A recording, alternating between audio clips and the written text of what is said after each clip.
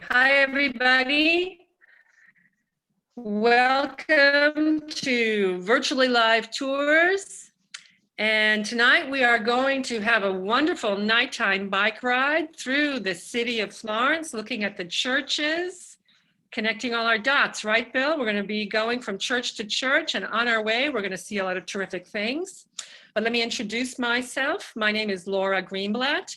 I'm a tour guide here in Florence and in Lucca, and I've been doing this for over 10 years. And I'm really excited to be able to keep doing this with Bill's live experiences. Let me just say, though, that we are in a Zoom meeting, and so we have a few technical things to make sure everybody knows.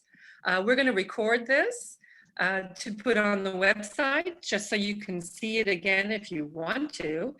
And but we're not going to record the gallery. But in any case, if you don't want to be seen, you can turn off your video. I'd also like to suggest that you put your screen on speaker view. You can find all those little buttons in the upper right-hand corner. And if you can figure out what they are, you're much better than I am. In any case, and we are pretty much all set. I know Bill is out there. It's a little chilly, right, Bill? Yeah, it's a little chilly, but I'm bundled up. Bundled up. Okay. Don't tell me I'm muted I'm going again. No. Yeah. Okay. Let me just put up, if I can figure out how to do this, the map. Here we are. This is a little map of Florence. Those of you who've been to Florence will understand the whole map.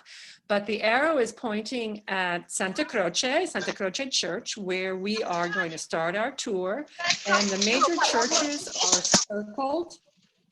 So they'll be following the line and going through to all of those and ending up in Santos Pirito. So we'll have a nice little journey through the city tonight. Bill, do you want to say hello to everybody? Yep. Take down your screen share. Hello. Bill? Well, yes, I'm here. Don't tell me you can't hear me. I can hear you and I can see me, right? You. Okay, great. That's important. Yes, that's important. Look, Florence, Santa Croce. Welcome, everybody. Welcome to what I like to say every time is welcome to everybody that is returning. We love that, to see you guys coming back, that you enjoy watching me be silly and learning a lot of stuff about Florence and new things. Welcome to the new people that are coming. I hope you enjoy it. We'll be back for the other things that we're going to try to do, which is Rome and Venice and places like that. But we still can't move too much because of the COVID thing. So maybe we'll just, Laura, maybe we'll just have to invent some other things out here that'll be fun, that we can show people what's going on here. Yeah. So I want to definitely give a big shout out to Lauren Heffron from Ciclismo Classico and all of her Ciclismo Ciclisti, all her cyclists. That we're doing this tour pretty much because Ciclismo asked me. I'm part of her weekend series to keep everybody entertained until we can get back on our bikes. And we have a long history going back, don't we, Lauren? Write a little something in there if you want to. It goes back to 1992. I was not the first guy, but in the first beginnings of Ciclismo Classico. So Lauren, you know, I just want to say thank you very much for giving us this opportunity to do this. It's important for us to do this during this time of COVID because it keeps us mentally occupied and physically occupied as well. And you're taking care of your guides. Yes, Lauren, you are muted. Everybody's going to be muted. So we can't let everybody talk. So it's the one time you can't talk. You're just gonna have to enjoy. So thank you very much. And welcome to all the Ciclisti of Ciclismo Classico. Welcome to all my friends that are coming back. And it's really glad to see you. I love seeing all your messages that come through when you're registering for the tours. So that is done. We've got Laura with us. We've got Santa Croce behind us. That is a great church that Laura's going to tell us all about. I'll be chiming in every once in a while. And I don't know, Laura, did I forget anything? You were supposed to write down everything I was supposed to talk about. We good? I think so, yes. Yeah, I think so. If I forgot something, I can't shut out. I don't see all of you. I don't see all of you because I'm concentrated and focusing. Oh, the other thing I wanted to say, when you see this, okay, that little that. That means that what I'm doing is I'm switching the screen so that I can zoom in and zoom out. Being so cold out, it's pretty chilly. The screen doesn't really always feel my finger, so that just helps me get that done. So that's why that virtually live sort of logo pops up every once in a while when it needs to be done. Okay, ready? I'm ready. Basta. Yep, Enough speaking. Andiamo. Let's get this party started, or wheels rolling. That's even better. Wheels rolling. Okay, Like, andiamo. okay. Okay, you've got the screen set up ready. I'm going to turn around right here, and Yeah, let's go. I'm ready. Okay, so we're starting here in Santa Croce, and we have a beautiful view of the front of the church. So we're starting here because of Dante. This year celebrates 700 years of Dante. Well, it doesn't really celebrate his death. That's not a nice way to say it, but let's say commemorates the fact that he has a 700-year he's been passed for 700 years. That didn't come out very well. I'm sure that some of you have studied Dante and read the Divine Comedy. And in fact, he is here on this wonderful statue, Dante Alighieri, written down below.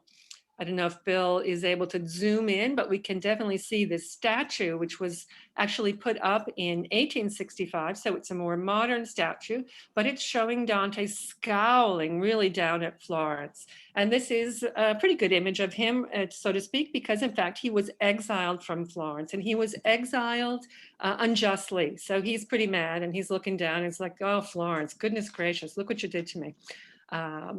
But anyway, he died in Ravenna, but inside this church, there is a monument, a memorial to him. Florence now would love to have him back, but Ravenna is not giving it up, not giving his body up. There's another reason to really start with Santa Croce, and that is because this church and the square and the neighborhood are probably the most well-known in all of Florence, even more than the cathedral. It's been a meeting place for tourists, preferred meeting place for years and years and years. And actually the art and the tombs inside this church have been mesmerizing people for centuries. We know that Stendhal came here in the early 1800s, and he was so overwhelmed by the beauty of this place that he actually felt that he was having a celestial, spiritual moment, and he thought he was going to faint from all of the beauty around him.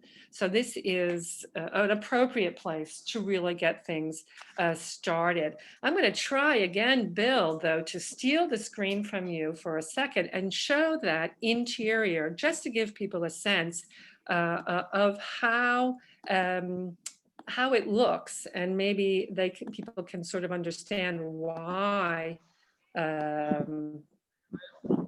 Whoops. Laura, are you Laura?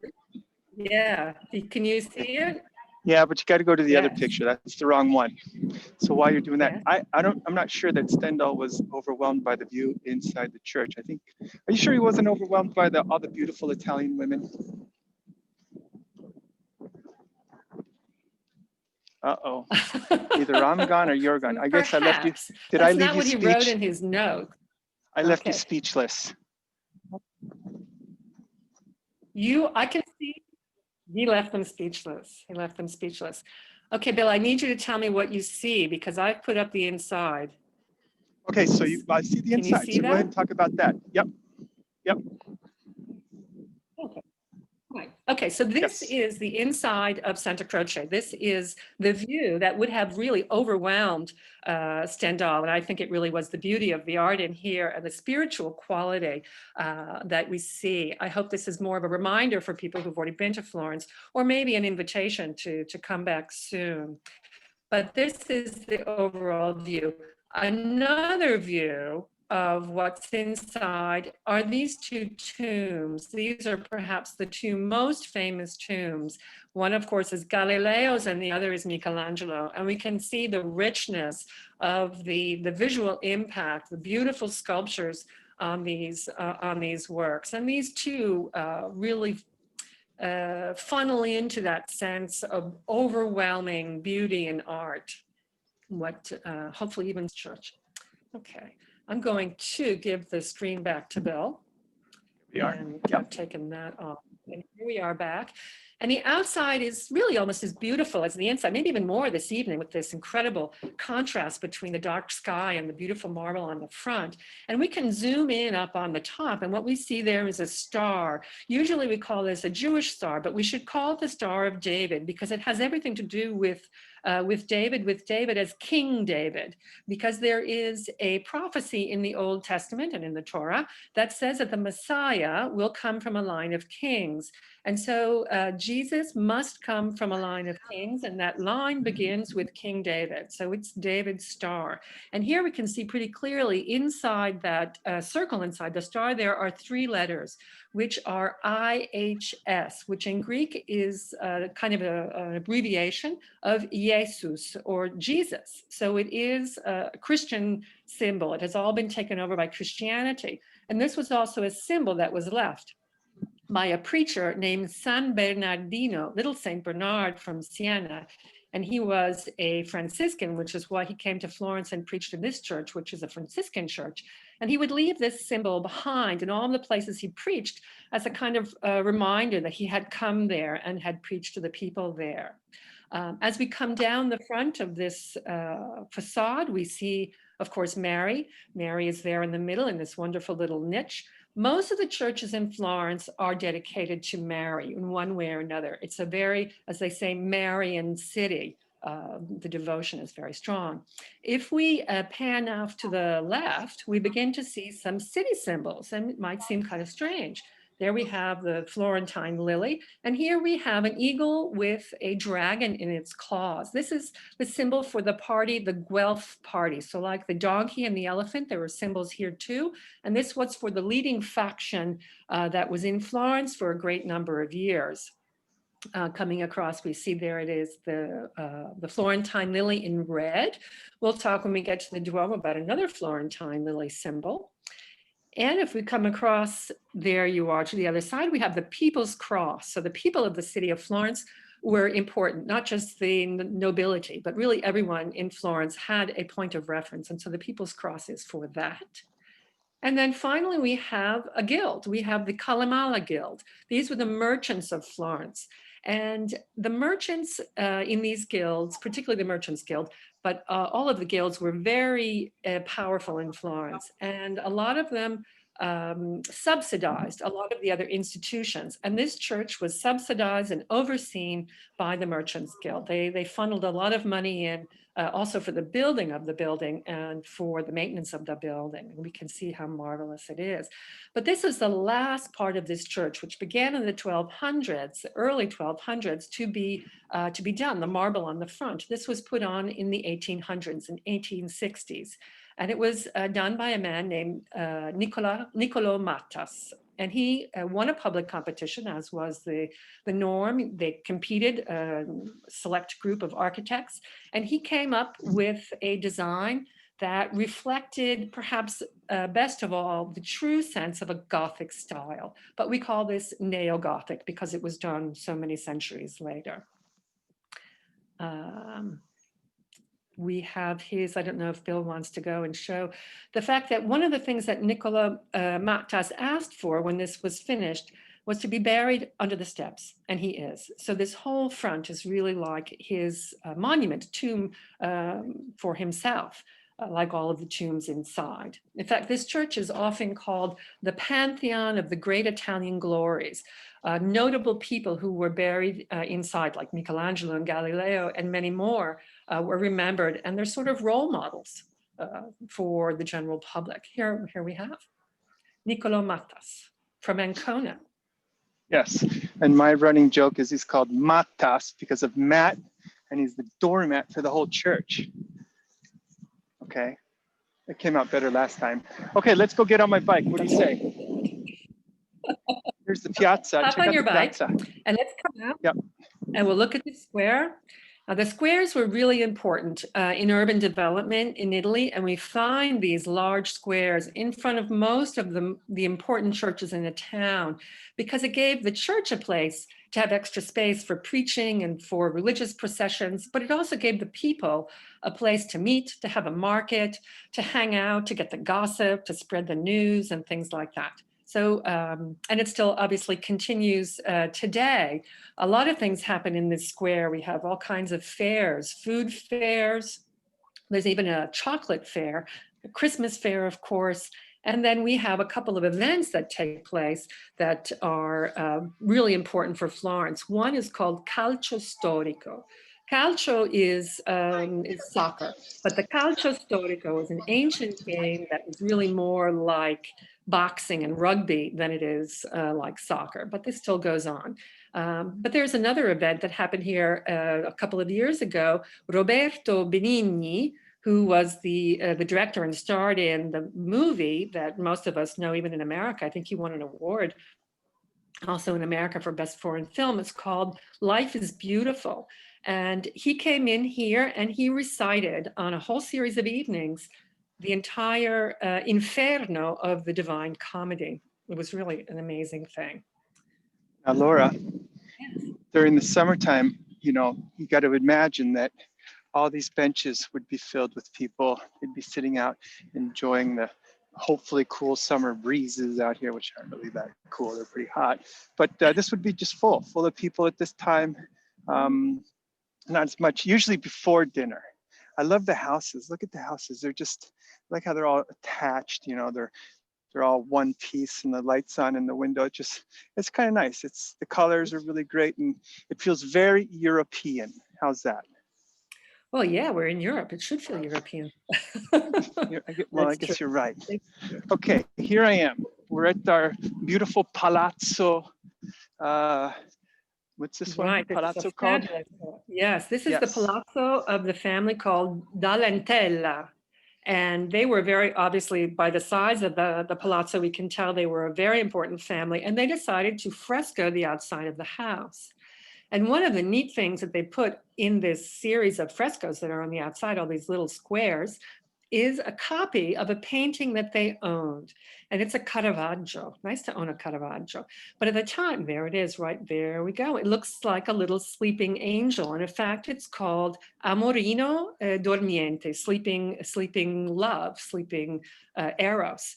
And this was commissioned by a member of the family when he was on the island of Malta, where Caravaggio was as well. And they were both Knights of Malta. So he was commissioned this and sustained really the financial side of his fellow knight, and then brought it back to Florence, really at a time when Caravaggio was not collected. He was considered a little too rough around the edges and a little too difficult to deal with. But they were so proud to own this that they painted the copy on the outside.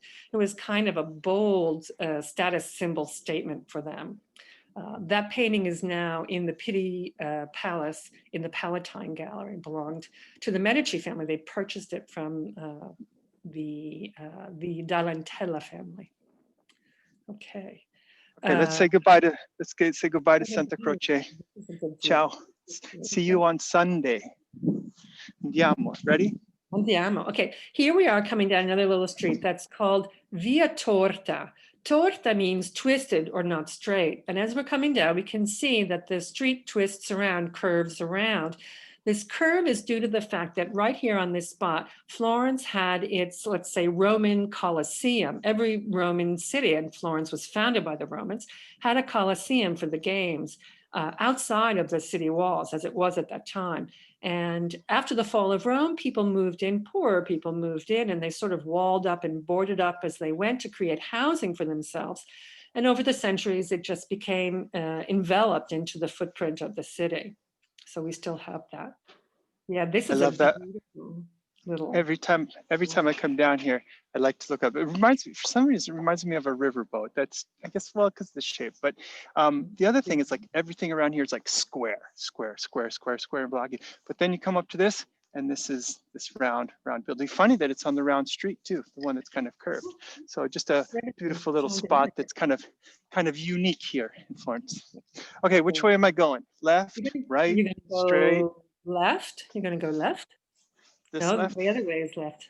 You have more trouble with left and right than I do. Yeah, I know. Okay, we're coming down. Ready. And come down to the end, and you keep going straight on ahead, and this becomes Via del Anguillara. The Anguillara were counts, and a man, what was his name? Baldaccio, which means ugly Baldo. Baldaccio was a mercenary captain, and he fought for Florence, and they were very happy to have him because he was very good at what he did. And they gave him a palazzo on this street, and then eventually the street was named after him.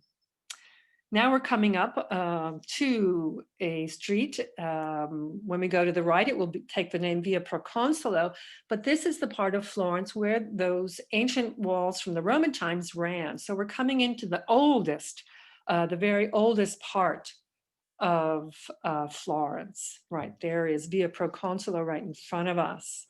Hold on, Laura, I have to interrupt you here because you know what? I know that you want to go that way, but this is I love this piazza right here. And I don't know what this building is, even though I've been here so long. So it's just beautiful. It's just the way that it's lit up, the different buildings, the way that it's set up, modern sculptures. That's one of the things that's kind of cool about being here in Florence is every once in a while they throw some modern sculptures. People that were on our last tour, a couple of tours ago, may have seen the wolves that were in the piazza back there. Yeah, the wolves. Lots of pity. So I'll let you tell them some good stuff. This building here is one of the few Baroque buildings in Florence. Baroque was a style that began in the 1600s, and it wasn't really loved in Florence.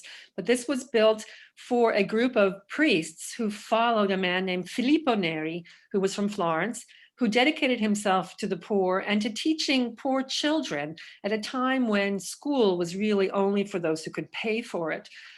He in Florence acquired a great following. These are also a group of priests called the Padri Filippini, and this was their convent, their home in Florence.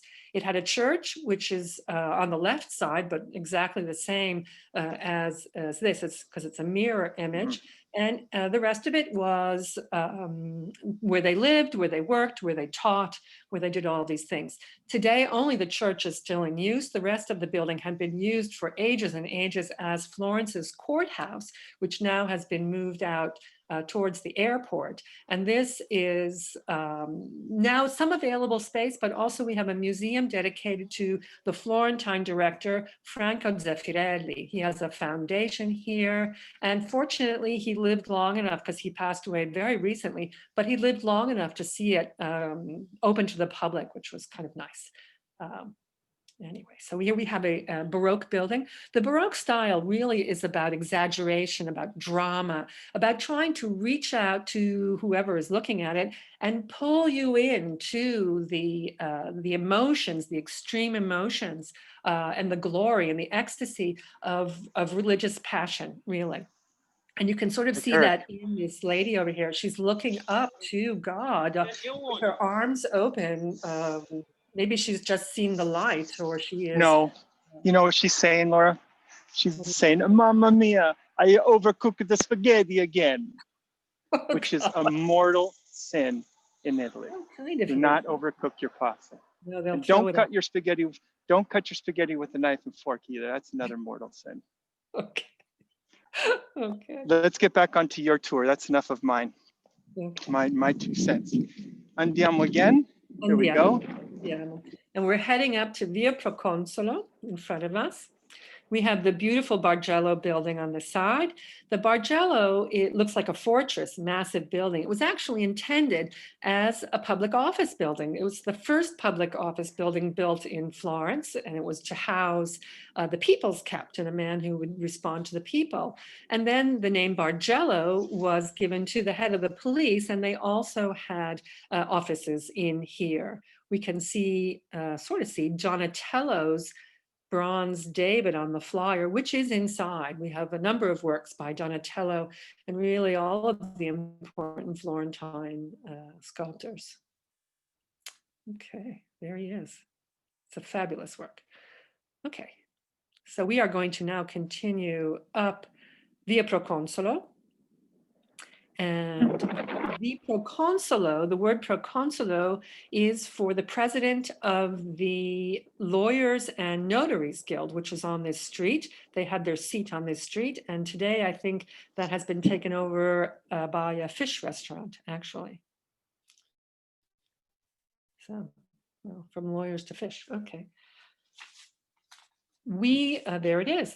Fishing Lab, it's called. It's actually very nice. And in the basement, you can see some of the frescoes that the guild had painted for themselves. Now we're coming up this street. Oh, Bill, are you okay? You kind of turned us upside down. Okay. We are coming up to the cathedral, and we're going to see the cathedral from the back.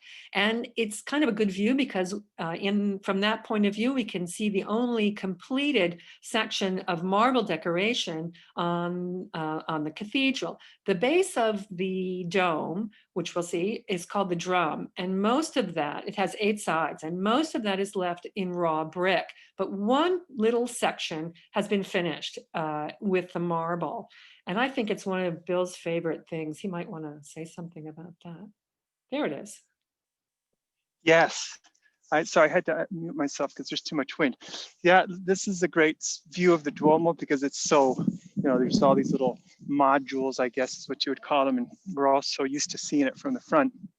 But that thing right there, okay, this is the drum that you were talking about that is still made out of, well, it's still stone. Because in the early 1500s, that part needed to be decorated, and if something else needed to be added to the decoration, anything that needed to be added that was new to the dome or to the church needed to be passed by the city council. And what you would do is you would have a bidding war, and you'd submit your drawings, and you'd say this is how much it's going to cost, and da da da da da. So everybody submits their drawings, and the guy that won it was Baccio. That was his name because Laura told me that the last time. So Baccio wins the bid. Okay, he's an architect. He's an artist here in Florence. He gets all his scaffolding set up. He does his drawing. He gets that all done. And then he takes his scaffolding down and comes back and he's standing right where I'm standing. And he's looking up and he's admiring his work. And other people are walking up and they're saying, like, what are you looking at? What are you looking at? And he points up to the balustrade or whatever that is called. And he says, I just finished that. That's the first part of 8 parts of the dome that I'm going to be doing of the cupola. And they're like going, oh, that's nice. But who should walk up? None other than who, Laura? Michelangelo. He was the man. He was the man, and he comes up and he says the same thing. What are you guys looking at? And it was like, well, look, Baccio says, look, I just finished that, Michelangelo. And he's like, what do you think? Hoping to get his praise. And Michelangelo looks up and he scratches his little scruffy chin that those little beards they had back then. And he says, it kind of looks like a cricket cage to me. Baccio was so crestfallen, this is true, he was so crestfallen and put off by Michelangelo's comment. How could he show his face around Florence when Michelangelo really dissed him so badly? So you know what he did? He packed up his scaffolding, he packed up his stuff, his drawings, put them all under his arms and stomped off and never came back to finish the rest. True story. It is a true story. It's a very true story, indeed. And why do you think Michelangelo was in the neighborhood though? Well, I know why Michelangelo was in the neighborhood. He was working on the David. These were the same years that Michelangelo is sculpting his David, and he's sculpting them right next door. Where today we have the museum for the cathedral was the workshop where he actually did his sculpting. So we can see this yellow building with the flags flying out. That is exactly where he was. So he was literally right next door. Okay, so great. Hey, Laura, I think what is a great idea is I'm going to just kind of turn my camera up to the Duomo, up to the dome and the Duomo, and I'm just going to ride by it. And let's just kind of be quiet. We did this last time and it was really great. I won't say anything until we get to our spot. Okay.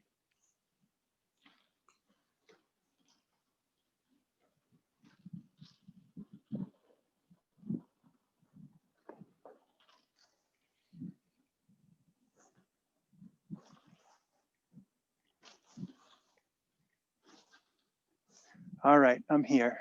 There you are. And there's the dome. The majesty of the dome. I feel like I'm under Niagara Falls. Well, at least it's not raining. Otherwise, you'd really feel like you're under Niagara Falls. Anyway, Here we have, who do we have here? In fact, we have Brunelleschi himself. And this statue was made in the 1800s. And it was made looking at his death mask. So it's a real image. It's a good image of Brunelleschi. Brunelleschi really looked like that. And he's looking up at his work and he's marveling at the fact that he could do this amazing thing.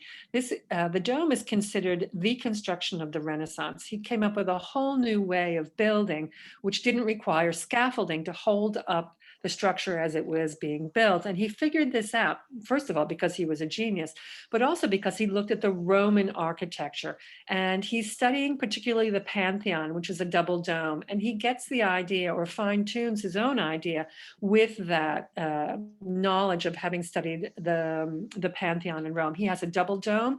And as it went up, it held itself up with the inner and the outer dome. It was tied together and it created a sense of stability and flexibility, as well as being, relatively speaking, more lightweight, certainly more than a solid dome. So with these ideas he's putting into practice, he was able to cover the hole in the top of the cathedral that had been there for like 30 years.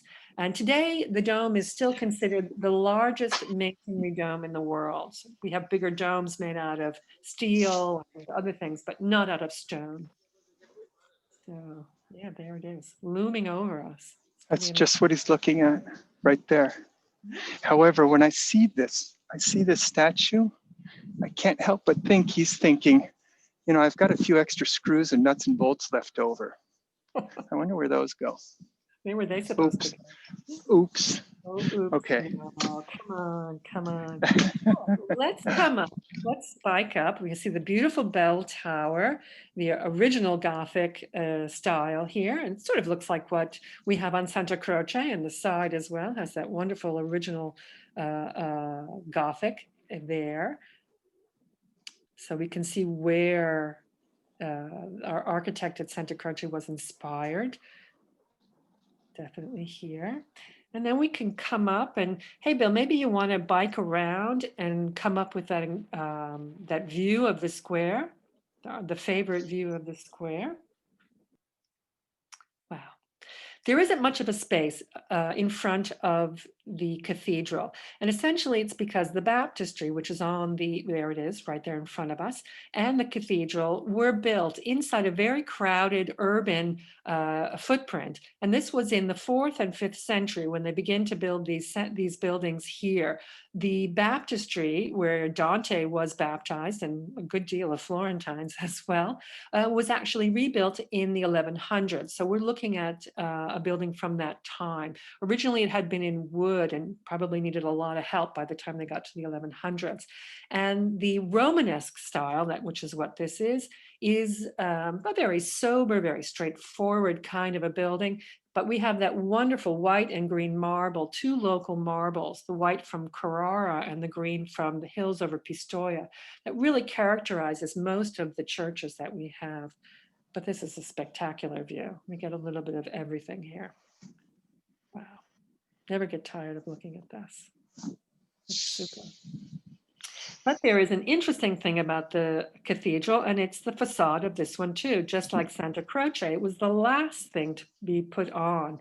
And here the architect, a man named Emilio de Fabris, unlike Matas, just couldn't help himself. He had to put everything possible on the front of this church. So we can see there's much more decoration, and Bill is just going to get us a little closer. And we can see that he just went way over the top, not wanting to leave anything out on this facade. So it's really chocked full. It's really a little too much. I like to think of it as a wedding cake gone haywire. Wow, okay. We can see pretty much everything. One of the things that was really big in the Gothic moment was the use of mosaics, and we have them over the front doors. The one in the middle shows Christ, of course, holding an orb, and in front of him is a vase with white lilies. The white lily is for Mary. The purity of the Virgin Mary is symbolized by the white lilies. But the original flower for Florence was the white lily. After some political problems, when that Guelph party took over, they needed to change the symbol to let everybody know in fact, that they were now in charge. So we got the red lily from that moment. But it is the white lily that grows wild in the countryside that you can still see everywhere, that gave them the idea to use the lily as a symbol for Florence. And I'm sure Bill on his countryside tours has seen white lilies, if you were there out there in the springtime, white lilies all over. Even between the vineyards, sometimes they let them grow between the rows of vines. Il Giglio Bianco. Okay, The we're gonna head Giglio over. Bianco. Yes, we're gonna head over We're to gonna come one of the now. one We of gotta the have to hurry a little. busy Yeah. streets in the summertime. One of the ones I hate to go down because it's just chock full of people, lots of little restaurants, little shops. It's terrible. I just have to go crazy ringing the bell. Yeah, now it's kind of sad to see it empty. It is one of the most crowded. But we're coming up now to a church called St. Lawrence Church, and it's sort of the Medici's private church in a way. It was a public church, it was a regular church, but it's in the Medici's backyard. And so they decided from the early 1400s to funnel a great deal of money into this church to rebuild it. But like the other ones, they left the front undecorated because they never got around to it. We can see the raw brick. We can see it looks like it has stripes across the front. Those are actually little ledges where the marble was supposed to be hooked onto. And actually the two Medici popes, Leo X and Clement VII, actually had a contract with Michelangelo to do the work, but they got into some arguments with Michelangelo. And so they put the plan on the back burner and they never got around to it. So it looks kind of strange, doesn't it? Okay, and we can see, oh, they're doing some work on the Medici house. It's covered in a little scaffolding over there, that corner. When is there not And- scaffolding? And this is kind of a cool, I've always And liked here we to have look at this. Yeah, it's a horrible statue. And in fact, the Florentines called this the base of San Lorenzo, not the statue of one of the Medici. It was actually a statue that was modified. It was supposed to be on horseback and it never got done. So it's kind of crazy. But the base is really beautiful. And facing the Medici's house, we can see some Medici symbols. We have the oval crest with the balls going around. That's the Medici family crest. We have a ring with a point on top, a diamond ring. And the diamond was to say that the Medici are as hard as the diamond, which is the hardest of the stones, and that they will endure forever and cut through anything.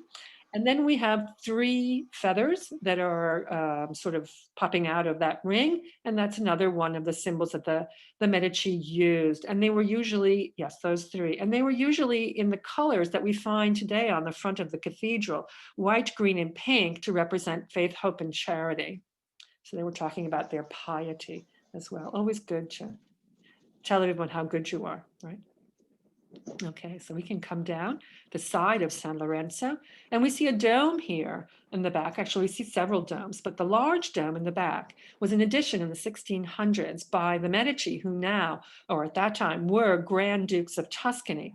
And this chapel, called the Medici Chapel, was built as a kind of mausoleum for the Grand Dukes and their wives and children. So the family from a certain point onward is buried underneath this. We can see as we come around how pretty it is. Okay, hey Laura, you know what? Can you hear me? Yes. Am I there? Okay, sometimes I mute myself because the cars and the traffic go by. But what I'd like to do here, just for a quick second, is just kind of give people give people their bearings a little bit. So people who are not as familiar with Florence, so that may have been here only one time, but I know a lot of people have been here many times. However, if I just look over here, this street is usually lined with all those little kiosks with people selling leather bags and scarves and hats and wallets and all that. And the Mercato Centrale, or the Mercato di San Lorenzo, is right there. And that's the one where you go, the bottom floor is fruits and vegetables. And if you've done a food tour, you've been there. And now if you go upstairs, they have a little food court, definitely a little food court. So that's where this is.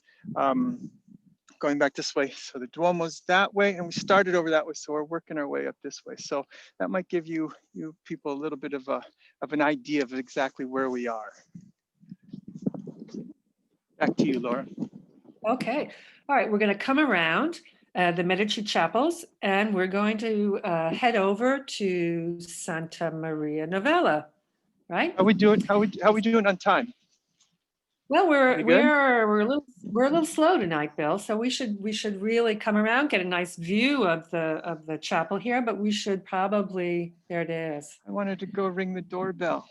I wanted to see if Well, Mrs. Medici would come out and give me something warm you to put might on my not want hands or her to something. come out. She's kind of a skeleton at this point. Poor dear. Little hot chocolate. Okay. Okay, so the Medici Chapel. This is where you would go in. Would you go in here if you were going to go to the museum? Yes. Yes. I would. Yeah. Okay.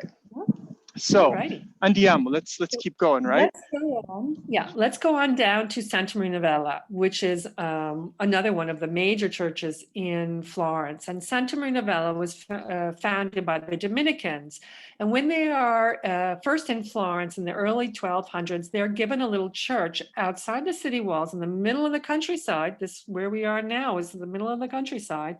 And it was called St. Mary of the Vineyards. So we know that this was an area where they're growing grapes and a whole bunch of other stuff for sure. And as we come down this street, we will see the side of the church where there is more scaffolding. Well, there's a lot of reconstruction being done in Florence. There's a picture of what is today a piece of the transept. That was the front of the church. So the Dominicans get this church. It's not too big. They decide to spiff it up a little bit, and then they say it's not enough still, and they enlarge it. So what we see today is the second enlargement of that church. And it was facing a whole different direction. But we're going to come down this street where we see all these pointed arches. And this is called Via degli Avelli. And the Avelli are little niches. They are burial niches. Laura? In fact, yes. Okay, sorry to interrupt you again, but well, okay, so we do practice these tours. We actually practice them a lot to get it right.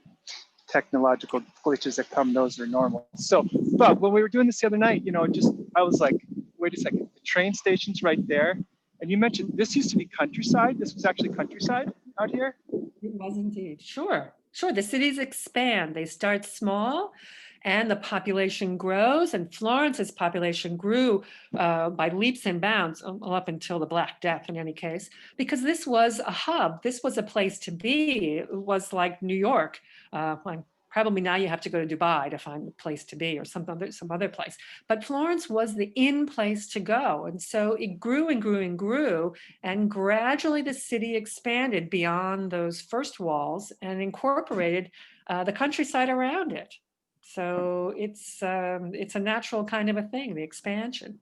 We can see on these Avelli, we can see that each one has a cross and then has a crest. And the crest was for a family, a notable family, a prominent family. If you were well-to-do and could afford a place like this is where you would have your family buried. If you didn't have any money, well, then you were in kind of a common grave somewhere. The churches and the area immediately around the churches were the cemeteries of the past. So we had a lot of burial going on. We have That's kind of a cool one. Lupi there, right? Maybe it's a Lupi family. Ah, the Lupi, è vero. Yeah. A lot of the times the family crests, if your name was an image or something that could be represented visually, that would be what you would put on your family crest. It was a little harder if your name was Alberti or something like that. So here we have another fabulous square and an amazing facade. This is Santa Maria Novella, which is partially in the lower portion, a Gothic facade. And you can see those Avelli that come across the front and then the lower part of the front. And the upper portion is, in fact, Leonbattista Alberti's work that was in the Renaissance that united the lower part and the upper part in a seamless way. He, like most of the people during the Renaissance, was fascinated with the idea of mathematics. And he maps this out on his drawing table where everything has to be in a proportional relationship, in a harmonious relationship with every other part of the front. So the base is the same length as the height. If you measure it out, it's exactly the same. There are all kinds of subdivisions in the proportions of the front of this that satisfied the people of the time. In the Renaissance, we often say that the people said that man was the measure of the world. measure of the universe. I like to say that man became the measurer of the universe. And with that sense of quantitative science, they opened the doors to all the things that we really have today. This was the place to start measuring and knowing. You could know more about something if you could measure it. So this is really a fabulous church.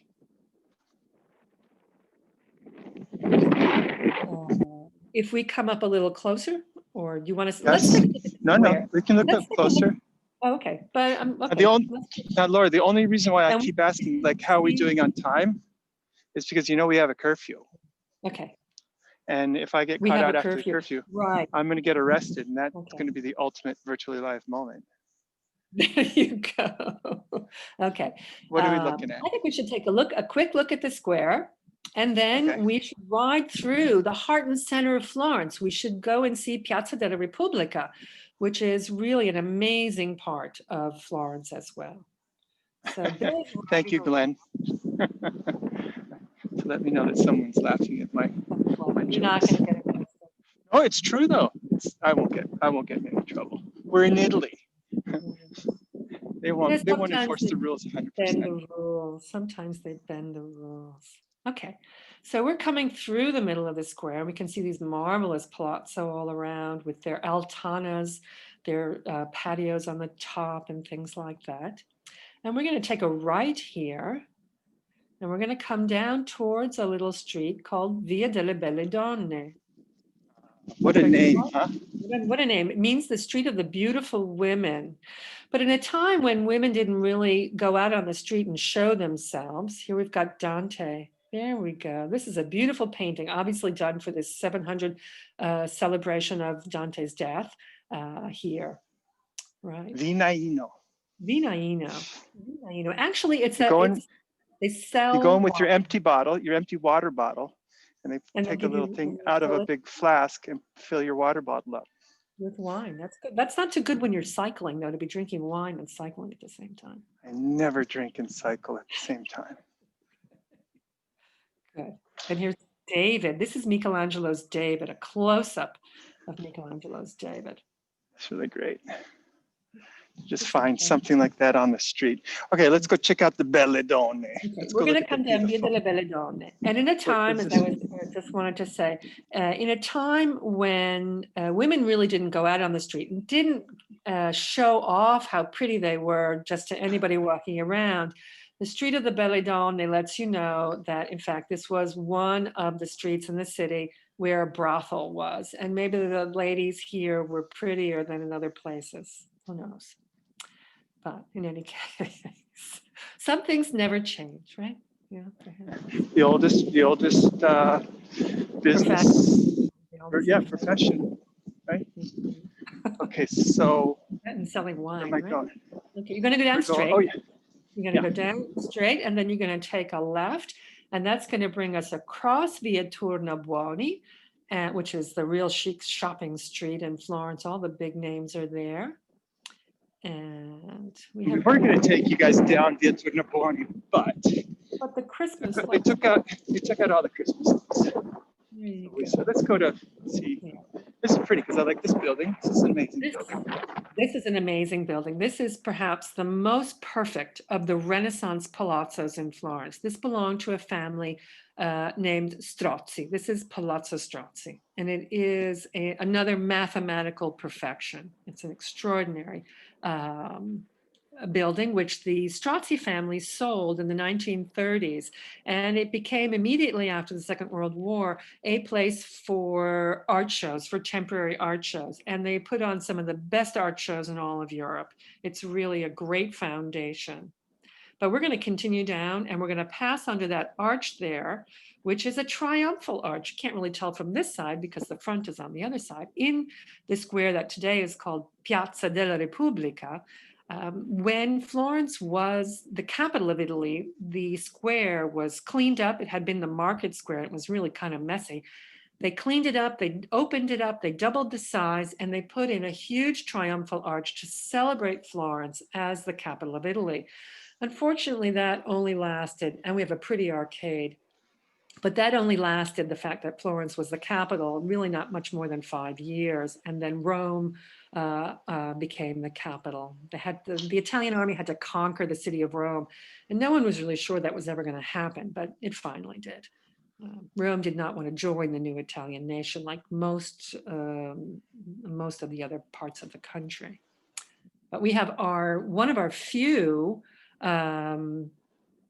department stores in Florence. We only have 2, and the Rinascente is the one all lit up. Looks like it has been covered with shiny icing. They do this every year. They do a great display of lights there. Yeah, at Christmas time they had little writing going across it. It was pretty neat, actually. It was really pretty. But Bill, just before you leave the square, just give a glance at the Triumphal Arch. Oh, okay. There you go. There it is. Looks like the Arc de Triomphe in Paris and the Triumphal Arches in Rome. And in fact, that's what it's all about, to make a bold architectural statement about how important Florence had become. So. Okay, so now I'm riding down one of the main drags. Right. This is called Kalamala. Yeah, but it was also the Cardium. What was that one? The Cardo. This was the Cardo, the 2 major Roman streets that were perpendicular to each other, with the Cardo going north and south, and the Decumano going east and west. Actually, they called them the Cardo Maximus and the Decumano Maximus. And all of the other streets were parallel to one of those 2, creating a grid system. This structure that Bill is riding by, and maybe going to even ride. I'm going to go through it. That's exciting. Yeah. This was built in the middle of the 1500s as a market for luxury goods. Today, most of the time, there is still a market here, of course, not during the night, but much like San Lorenzo market, they come in and set up every day and sell their wares, lots of leather and fabrics and silks. And here we have a medallion here in the center.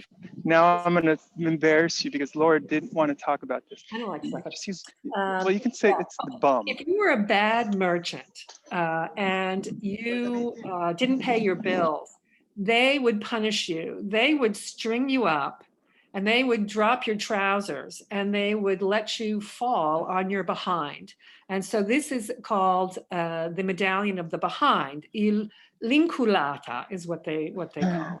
So it was Inculata can also be in Italian, is if somebody like tricks you in a bad deal, sells you something that costs too much. Hai preso inculata. Oh, there you go. Okay, And this I'll let everybody look that up. Okay. Okay. That little statue of the wild boar gives a name to this market, and it's called the Porcellino market, or the little pig. Not that the wild boar is so little, but in any case. Anyway, we're coming down now to Ponte Vecchio. How can we not, even though I'm sure some of you have been following some of the tours and we've talked about the Ponte Vecchio a lot, but the Ponte Vecchio is such an emblematic part of the city of Florence. We're going to come over and get a nice view of that. The Ponte Vecchio is the old bridge, and in fact, it's the oldest bridge that crosses the Arno River here in Florence. There was a terrible flood in the 1330s when Florence had 4 bridges, and all 4 were swept away and all rebuilt before the 1340s. But all of the other bridges were damaged or destroyed in various things. Most importantly, what happened in World War II, all of the bridges of Florence, except the Ponte Vecchio, were blown up by the Germans just days before they left Florence, just days before Florence was liberated. So, but this is an authentic bridge from the 1300s. And in fact, in the middle here, we have, oops, we don't have him on the screen anymore. We have Benvenuto Cellini. So we have a pretty shot of the river and the houses. Put him on. Yeah. And then Benvenuto there. Hey, Benvenuto. There's Benvenuto. He was a feisty guy. He got kicked out of a lot of towns because he got into fisticuffs with people. He was a wonderful sculptor. Oh, really? And goldsmith. He looks like a tough. He looks like a tough guy. Maybe he would have been a calciostorico player. Oh, he could have been. Yeah, all that fighting, fist to fight. One of the rules they have for that. One of the rules they have for that one of the rules, you guys have to look up Calcio Storico. There's a thing on Netflix about it. But one of the rules that they made, oops, I almost tripped. One of the rules they made up about it was you cannot be serving a jail sentence and get out of jail to play the game. It's true. That's true. That's true. That's true. The guys used to get out of jail to go play Calcio Storico on their team. Yeah. You know? Okay, Yeah, I'm ready to roll again. Okay, so let's come on down, and we're crossing over, and we're going to go into the area called the Oltrarno, which just means the other side of the Arno, into what is also called Santos Pirito. Santos Pirito area is full of artisans and wonderful things like the Pitti Palace and the Boboli Gardens.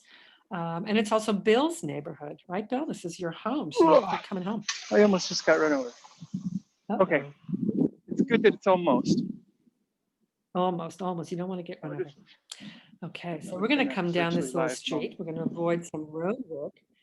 And we will enter into some of the narrow streets, some of the medieval streets, because this too was a part of Florence that was incorporated in the medieval times and expanded all the way out to where the walls are. And in fact, on this side of the river, we can still find what's left of the medieval walls. On the north side of the river, they were all torn down.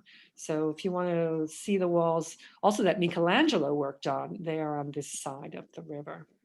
They didn't need to tear them down for the boulevard that goes around, kind of a ring road that goes around Florence. Okay, wow, whoops. Yeah, that's okay. One-way street's the wrong way. But see, I was going the wrong way, but he sort of said, sorry. Well, that's nice. That's nice. Softens up the everybody.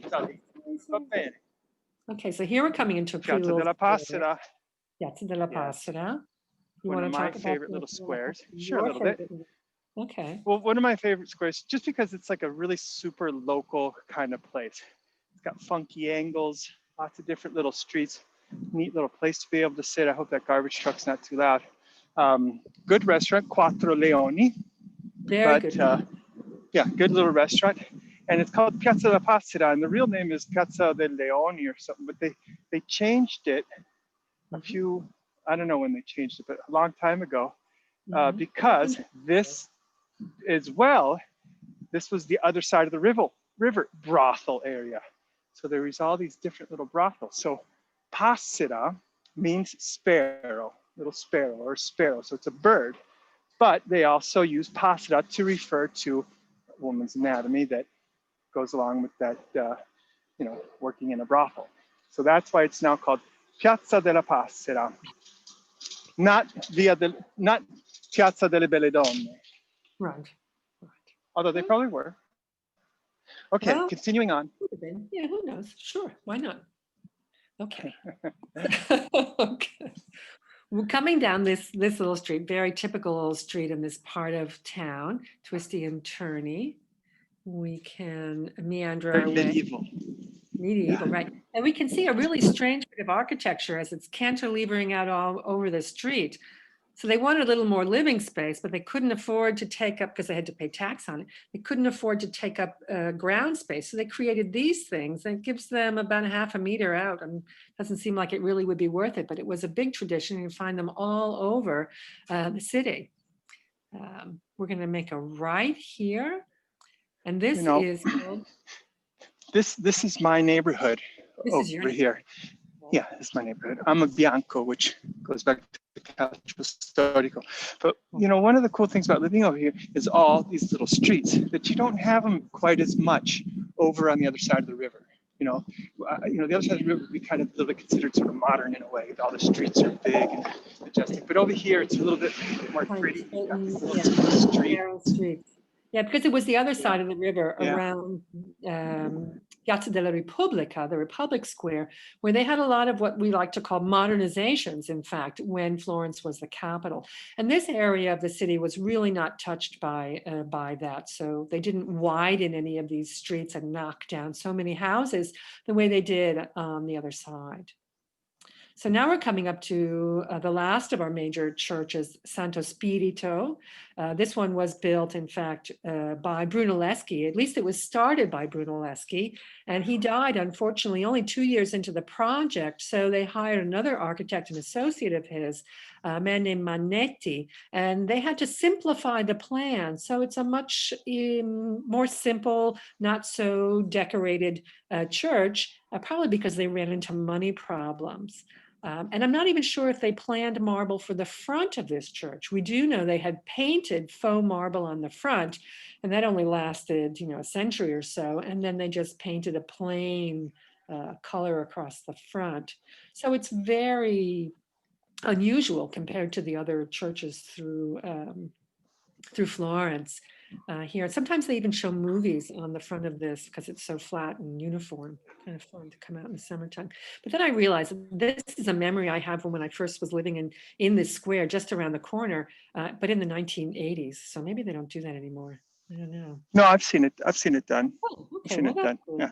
They just put up like little movies and there's no sound or something. It's just kind of a neat artistic thing.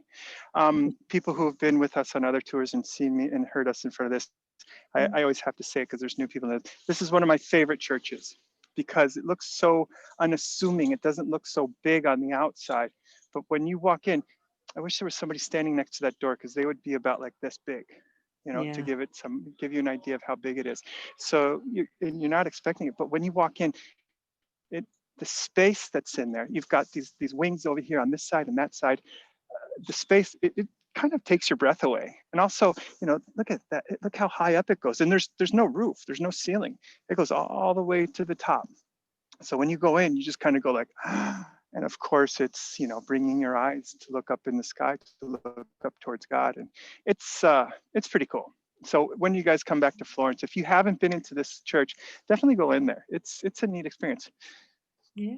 So you know what? It's 10 o'clock. It's after 10. So I got to cheese it. The cops might be coming.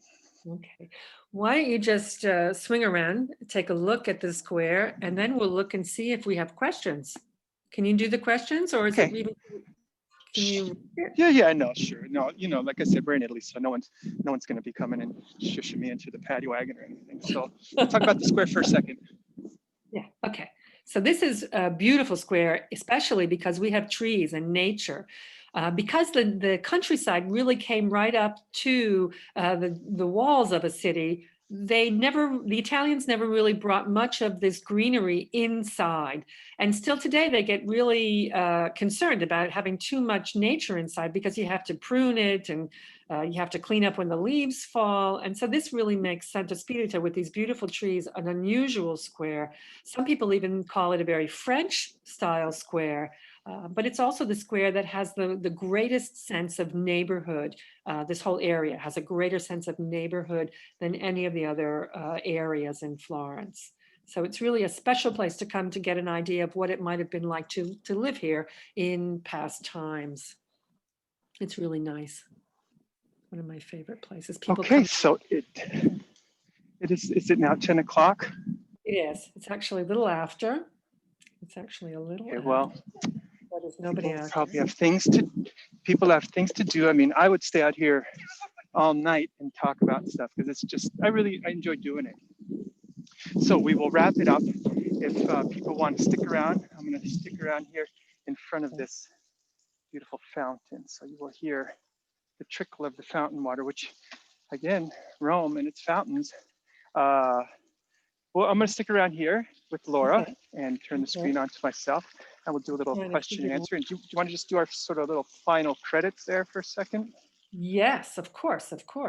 Let me just say thank you to everybody for following us and listening to us. And we really appreciate it. If you have comments, we would love to hear them. We are really dependent these days on your generous contributions. So if you'd like to make a contribution. Do you know it's been a year since we've worked? I can't believe it. It has. My last tour was it's been a year. So these tours have been. I miss everybody. I miss being with the people and having this direct rapport with the people. It makes such a wonderful experience. Come back as soon as you can. People are saying thank you. Yeah, thank you guys. Thank you guys for coming, and thank you guys for your contributions and all those sort of things. And again, I want to say thank you very, very much to Lauren of Ciclismo Classico. If anybody wants to do a cycling vacation in Florence or in Tuscany, actually anywhere, check out the website. Guarantee they do a great job. I mean, they had a guide. They have guides like me, probably even better. I'm getting too old to do it. So thank you for coming. If you do want to, thank you to those that did donate, and if you do want to contribute, you can go back to the website if you're having any difficulty finding it on any of the emails.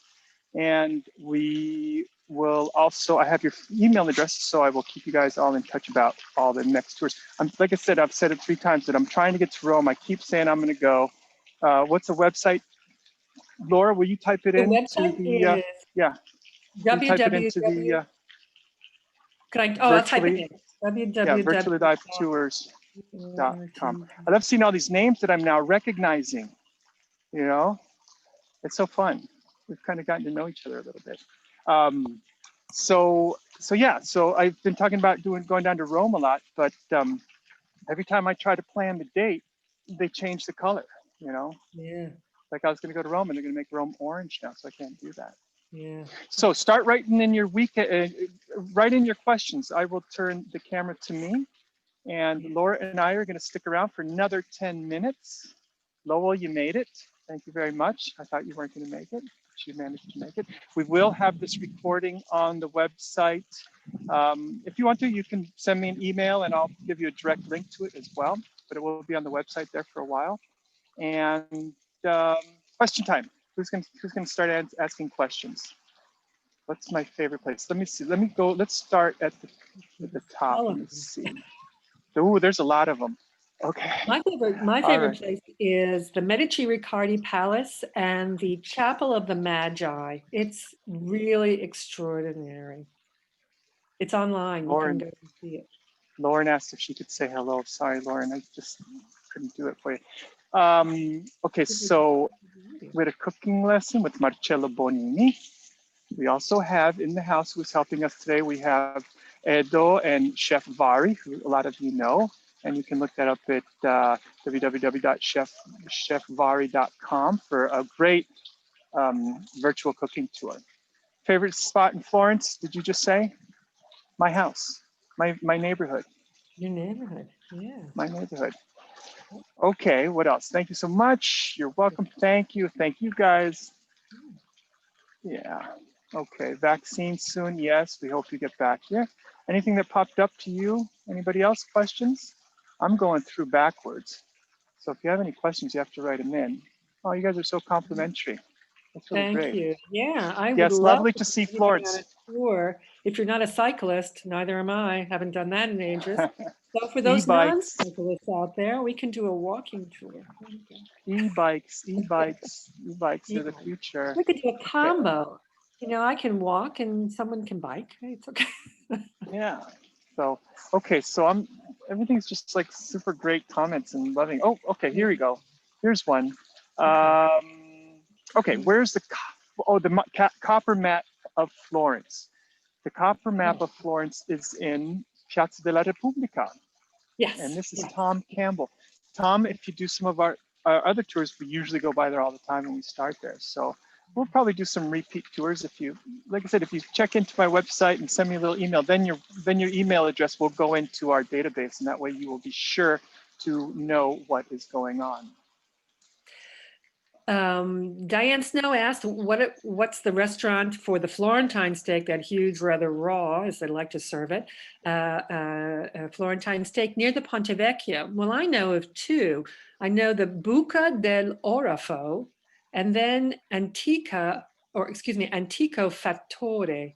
I don't know if those are the ones that you're thinking of, but those 2 I know. Do you know others, Bill? Sorry, what was the question? A place for a Florentine steak near Ponte Vecchio. Someone was asking if a name. Cinghiale Bianco. Oh, also Cinghiale Bianco, right. Yes. So I'm looking for Lauren, if she's still here. Lauren, are you still here? Lauren, go ahead. You can go ahead and unmute yourself, I believe, to say hi to all your Ciclismo people. You there? Well, hello. Hi. Hey. It was very hard to be quiet all this time. Hey, Bill. Hey I there. know it's hard for you to be quiet. Thank you, Laura. Thank you. Well, I agree with you on your favorite spot in Florence, which is Santos Pirito. So yeah, you and I have had some crazy times in Florence.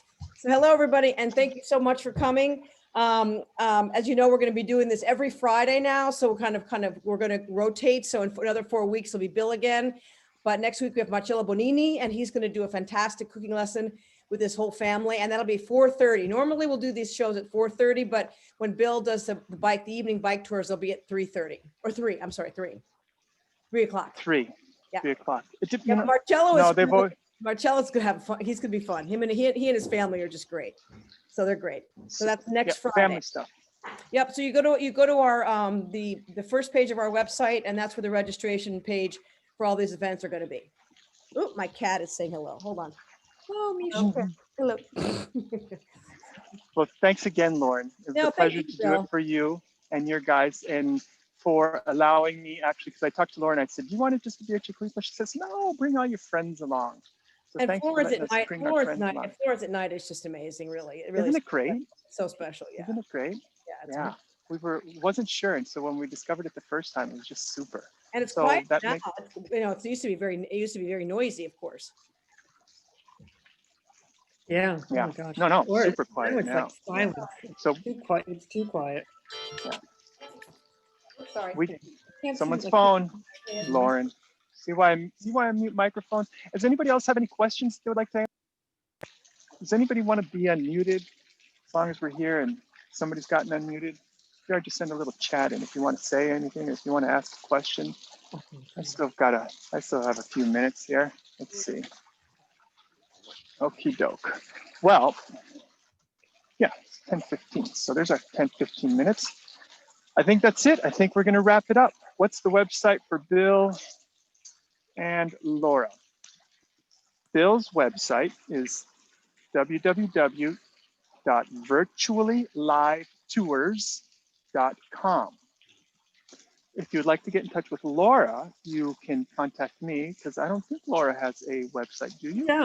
I don't. You can contact Bill, or you can send me an email through Gmail, which is LD Greenblatt. Hard to spell. No, it's easy to spell. Green like the color, BLATT, gmail.com. Or you can just send a message to Bill if that's easier to find his website. Sure. Bill, what are we doing next show? What's the next show going to be? I don't know. Okay. Okay. I don't know. Figure it out. I'll figure out something. Winging it is our way. Winging it's our way. No, come on. I've got how many weeks? How many weeks have I got to prepare it? Yeah, I know. I know. That's what we are going to do. No, it'll be something cool. It'll be something fun. Yeah, it'll definitely be something fun and cool and different. Great. Somebody said, where will we be able to see the video? You will either have, that's from Victoria. So you will, if you're not, I don't know if you've subscribed to, you know what, it'll be up tomorrow afternoon, I promise. Tomorrow afternoon, my time here, because it's got to get processed, and it'll probably get to me, midnight, and I'll try to get it up there. So go back to the site and just look for it. And I'll put it at the top. I'll say, see video here, and that'll give you a link to it. Okay, or just email us. You can email me. You got in here, so you have my email address. Okay. When does it start? Anybody else? Starts to warm up in Florence in March, really, or April. April's better, but March isn't bad. Depends on what you think is warm. I like April better. Thank you, Carol. Thank you, Carol. Thank you, guys. Thanks so much, Claire. It's great to see you. Good weekend. Have a great weekend, everybody. Thanks. Ciao, Thanks. Arrivederci. Ci vediamo. Saluto Ci vediamo. Firenze. Un bacio a Firenze. So wait, hold, Lauren. When's the next one? It's like in a couple weeks, isn't it? Yours is in 3 more weeks, I think, and then. Oh, come on, that's not winging it. I've got lots of time. I know. So no, we have one every Friday though. If it's Friday, it's a Ciclismo show day. So late afternoon, usually 4:30 or 3 o'clock if you're doing the bike tour. Right. So we'll see everybody. And last little shout out is to Eduardo, who I just saw, Edo from chefvari.com. You can go ahead and put that up for virtual cooking tours. That's really good. He was our He was our guy that was letting everybody in, all those latecomers coming in and people coming in and going out. So that really helped us out a lot too. Thanks, Edo. We Okay. appreciate it. Ciao a Thank you, tutti. Eduardo. Ciao, everybody. Ciao. Okay, last chance for Ciao. questions. Any last questions? Ciao, No. ciao. Ciao, Laura. Ciao. Okay. Last questions? No last questions. Oh, Okay. nope. Okay, I'm hitting the button. Ciao, ciao, ciao, There ciao, we ciao. go.